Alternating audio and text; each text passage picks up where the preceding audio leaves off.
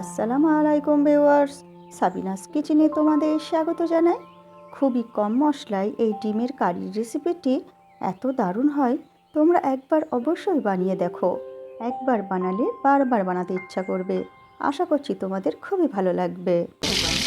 Aha. Yes.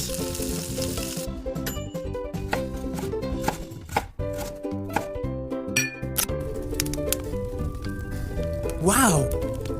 কড়াইতে তেল দিয়ে ভালো করে গরম করে নিয়ে অল্প করে লবণ, অল্প করে হলুদ দিয়ে ডিমের খোসা ছাড়িয়ে গাটা পেঁচিয়ে নিয়ে আমি তেলে দিয়ে দেব। এদিকে মশলা করার জন্য ঝালের জন্য কাঁচা লঙ্কা, 4-5 কোয়া রসুন আর 1 গাঁট আদা কুচি করে দিয়ে দিচ্ছি।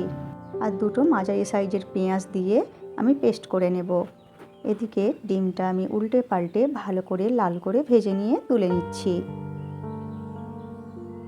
ওই তেলেতেই আমি তেজপাতা ফোড়ন দিচ্ছি, দিয়ে এবারে পেঁয়াজ, কাঁচা লঙ্কা, আদা রসুনের পেস্টটা দিয়ে দিলাম, দিয়ে জায়গাটি ধুয়ে দিচ্ছি।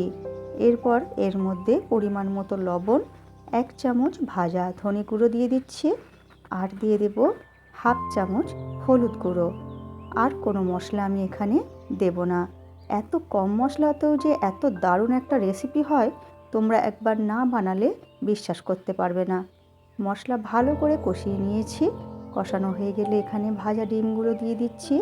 আর যারা ভাজা ডিম খেতে ভালোবাসে না তারা এরকম সেদ্ধ করে গাটা পেঁচিয়ে দিয়ে দিও। আর তারপরে এর মধ্যে যারা এইভাবে ডিমেরকে ভেঙে এইভাবে কাঁচা ডিমটাই এইভাবে খেতে ভালোবাসো, তারাও এইভাবেও দিয়েও এই ঝালটা করতে পারো এই কারিটা। এরপর ঢাকা দিয়ে হয়ে এইরকম মাখা মাখা হলে এরপর নামিয়ে তোমরা গরম গরম পরিবেশন করো ভাত, রুটি, পরোটা, পোলাওয়ের সাথে। আমার রেসিপিটি তোমাদের ভালো লাগলে লাইক, কমেন্ট, শেয়ার করে পাশে থেকো।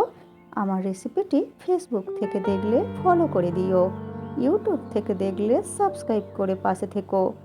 আমার রেসিপিটি শেষ পর্যন্ত দেখার জন্য তোমাদের অনেক অনেক ধন্যবাদ রইল।